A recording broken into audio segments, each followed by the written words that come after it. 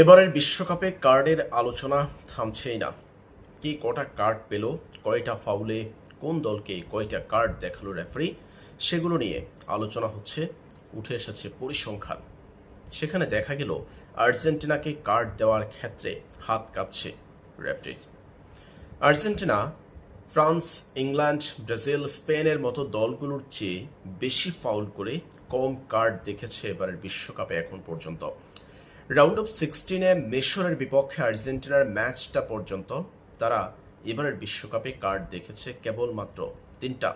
অন্যদিকে ব্রাজিল নরওয়ের বিপক্ষে হেরে বিশ্বকাপ থেকে বিদায় নেওয়ার আগ পর্যন্ত কার্ড দেখেছে 8টা কার্ড দেখানো হয়েছে ব্রাজিলকে। ব্রাজিল ফাউল করেছিল 52টি, তার বিপরীতে 8বার কার্ড দেখিয়েছে রেফারি। অন্যদিকে আর্জেন্টিনা 59টি ফাউল করেছে, অর্থাৎ 59 ফাউল এখন পর্যন্ত শেষ 16 ম্যাচ পর্যন্ত প্রতিপক্ষকে 59 বার ফাউল করেছে আর্জেন্টিনা। সেখানে আর্জেন্টিনাকে রেফারি কার্ড দেখিয়েছে কেবলমাত্র 3বার। 49 ফাউল করা ফ্রান্স কার্ড দেখেছে 4টা। স্পেন 55 ফাউল করে কার্ড দেখেছে 3টা। বেলজিয়াম 60টা ফাউল করে কার্ড দেখেছে 4টা। ইংল্যান্ড 54টা ফাউল করে কার্ড দেখেছে 7টা।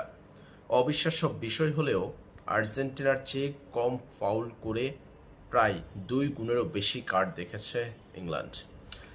আর্জেন্টিনা ফাউল করেছিল 59টি, তাদের কার্ডের সংখ্যা 3। অন্যদিকে ইংল্যান্ড 55 ফাউল করে কার্ড দেখেছে 7টা। সব মিলিয়ে এবারের বিশ্বকাপে এই জায়গাতে আর্জেন্টিনা কিছুটা সুবিধা পাচ্ছে রেফারির কাছ থেকে। মাঠে রেফারি প্রায়োরিটি দিচ্ছে আর্জেন্টাইন ফুটবলারদের, সেটা তাদের ফাউল এবং কার্ডের মধ্যে যে ব্যবধান সেটা দেখলে স্পষ্ট বোঝা যাচ্ছে।